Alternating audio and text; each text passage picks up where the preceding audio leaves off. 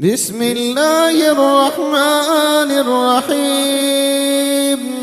قل أعوذ برب الناس ملك الناس إله الناس من شر الوسواس الخناس الذي يوسوس في صدور الناس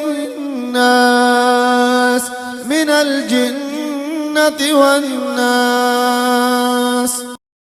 بسم الله الرحمن الرحيم.